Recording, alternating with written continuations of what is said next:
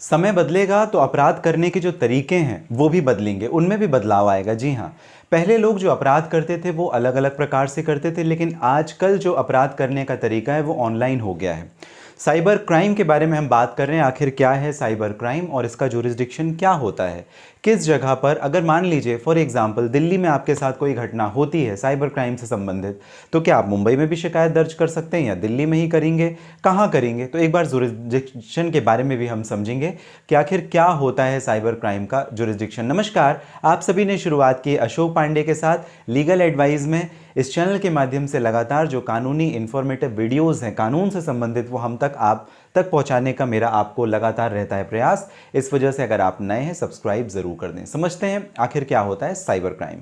सबसे पहले cyber crime को समझने के लिए इसके नेचर, इसके स्वभाव को समझना पड़ेगा। और इसका स्वभाव है जहां पर ये इस्तेमाल करता है नेटवर्क का, यानी आपके इंटरनेट का। एक डिवाइस होता है, चाहे वो आपका कंप्यूटर हो सकता है, लैपटॉप हो सकता है, आईपैड हो सकता है, या कि आप अपने मोबाइल फ़ोन के थ्रू कर सकें। तो ये कुछ डिवाइसेस हैं और इसके साथ आपको नेटवर्क की ज़रूरत है। तो इन्हीं चीज़ों को मिला करके, यानी नेटवर्क और डिवाइस दोनों को मिला करके जब लोगों के साथ ठगी का शिकार बनाया जाए, या कोई भी ऐसा काम जो कि अनलॉफुल हो, ऐसा कोई भी काम जो कि गैर कानूनी हो, अगर किया जाता है तो उसे हम साइबर क्राइम की श्रेणी में ले आते हैं, साइबर क्राइम समझ सकते हैं। अब जो भी ये साइबर क्राइम है, इसके नेचर क्या रहते हैं, इसका प्रकृति क्या रहती है। जैसे मान लीजिए आपका कंप्यूटर का, आपका इंटरनेट का, आपका डिवाइस का इस्तेमाल किया as a tool, as an weapon आपको इस्तेमाल किया, और इसी के माध्यम से टेररिज्म, पोर्नोग्राफिक कंटेंट, जो बच्चों के अश्लील हो गए या बड़ों के हो गए अश्लील पोर्नोग्राफिक कंटेंट बनाना, इंटेलेक्चुअल प्रॉपर्टी राइट से संबंधित। मान लीजिए मैंने आईपीआर कुछ रजिस्टर्ड करवाया, मैंने कुछ ऐसे अपने मेहनत से, अपने प्रयास से अपना कोई कह सकते हैं कि कॉपीराइट करवाया किसी एक प्रोडक्ट का, और उसे किसी ने ऑनलाइन चोरी कर लिया, तो इंटेलेक्चुअल प्रॉपर्टी का वायलेशन, या आपके फंडामेंटल लीगल राइट्स का वायलेशन। जैसे मान लीजिए आपको थ्रेटनिंग कॉल आ रही, धमकी भरे कॉल आ रहे हैं, या किसी और तरीके से आपको साइबर को एक जरिया बनाकर आपको लूटने का प्रयास किया गया। जैसे मैंने आपको सेक्सटॉर्शन के मैटर में बताया था, एक्सटॉर्शन के मैटर में बताया था। तो ये सारी जो चीज़ें होती हैं वो साइबर क्राइम की श्रेणी में आ जाती हैं। अब जो हमारी वेरियस स्टेट गवर्नमेंट है, सेंट्रल गवर्नमेंट है, उन्होंने सिस्टम बनाया हुआ है और हर एक डिस्ट्रिक्ट में साइबर सेल अपॉइंट किया हुआ है। साइबर सेल मतलब जो सुपरिटेंडेंट ऑफ पुलिस ऑफिस होता है उसके ही अंडर एक साइबर सेल अलग से रहता है, क्योंकि पहले स्टेट लेवल पे था, फिर उसके बाद में इसको डिस्ट्रिक्ट लेवल तक कर दिया गया। मतलब अब इतना बड़ा इसका एक व्यापक पैमाना हो गया है कि हर जगह इसकी आवश्यकता हो रही है। इस वजह से छोटे छोटे शहरों में और हर जिलों में भी इसकी ज़रूरत महसूस हुई, और इस वजह से हर डिस्ट्रिक्ट में स्टेट गवर्नमेंट ने ऐसा प्रोविजन बनाया कि वहां पे एक साइबर सेल होगा। अगर आपको इसकी जानकारी चाहिए तो आप अपने सुपरिटेंडेंट ऑफ पुलिस यानी एसपी ऑफिस में जा सकते हैं, या लोकल पुलिस स्टेशन में भी जाएंगे तो आपको बता देंगे कि आपके जुरिस्डिक्शन का साइबर सेल कहां है जहां को आपको शिकायत दर्ज करानी है। अब जो साइबर सेल में शिकायत दर्ज होती है वो 2-3 एक्ट्स को लेकर के होती है। जैसे आपका इंफॉर्मेशन टेक्नोलॉजी एक्ट हो गया 2000 का, अमेंडमेंट भी हुआ उसमें। तो इंफॉर्मेशन टेक्नोलॉजी एक्ट को आप, या साइबर क्राइम लॉ से रिलेटेड जो आईपीसी के अलग अलग प्रोविजंस हैं, वो भी एक अट्रैक्शन बन जाते हैं, तो उसे भी ध्यान में रख करके किया जा सकता है। और साइबर क्राइम आप समझिए, मान लीजिए कोई बंदा जो है वो साइबर क्राइम कर रहा है, मान लीजिए मैं आपके साथ में फ्रॉड कर रहा हूँ, मैं मुंबई में बैठा हुआ, मैं आपके साथ में जो क्राइम कर रहा हूँ वो दिल्ली में कर रहा हूँ, आप दिल्ली में, मैंने आपसे कुछ ठगी करके पैसे ले लिए, या कोलकाता में मैंने किया, या राजस्थान में मैंने किया, तो इसका जो जुरिस्डिक्शन है ना वो ग्लोबल जुरिस्डिक्शन हो जाता है।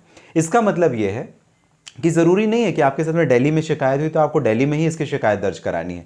करें, ये ज़्यादा बेहतर है, क्योंकि आप एविडेंस अपने जो आपके साइबर सेल हैं या जो भी आपका पुलिस इंफॉर्मेटिव अथॉरिटीज़ हैं जिनको देने हैं, आप आसानी से दे सकेंगे। लेकिन ये ज़रूरी नहीं, आप ग्लोबली उसको कहीं पर भी रजिस्टर करा सकते हैं if it comes to cyber crime, क्योंकि इसका जो जुरिस्डिक्शन होता है वो ग्लोबल जुरिस्डिक्शन होता है। और इस वजह से जो आप केस फाइल करेंगे, आप दिल्ली में भी कर सकते हैं, आप बॉम्बे में भी कर सकते हैं, या ऐसी जगह पे भी कर सकते हैं जहां पर उसका पार्ट ऑफ इंसिडेंट हुआ। मान लीजिए कोलकाता में उसका कुछ पार्ट ऑफ इंसिडेंट हुआ, मैंने कहा कि भाई कोलकाता में इस पर्सन को आपको ये पैसे जा करके देने हैं, जो भी मैं आपको ठगी के पैसे लेना चाह रहा हूं, तो वो एक कोलकाता भी जुरिस्डिक्शन बन जाएगा।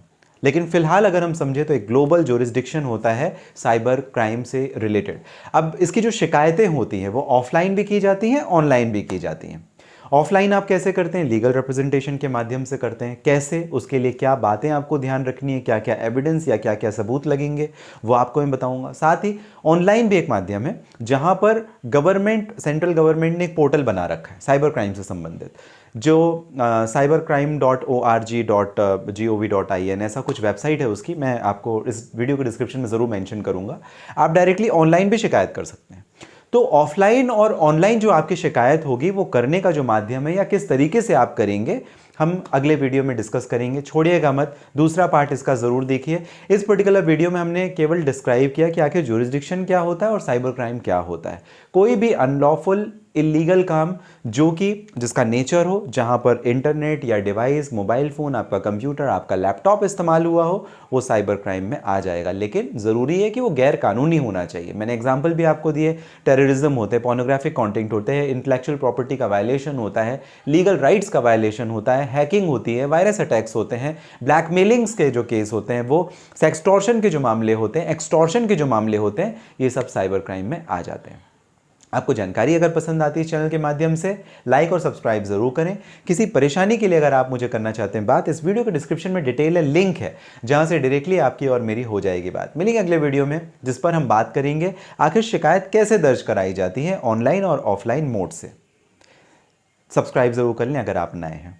मिलते हैं अगले वीडियो में। आप सभी ने जो कीमती महत्वपूर्ण समय आपका मुझे दिया, इसके लिए आप सभी का बहुत धन्यवाद।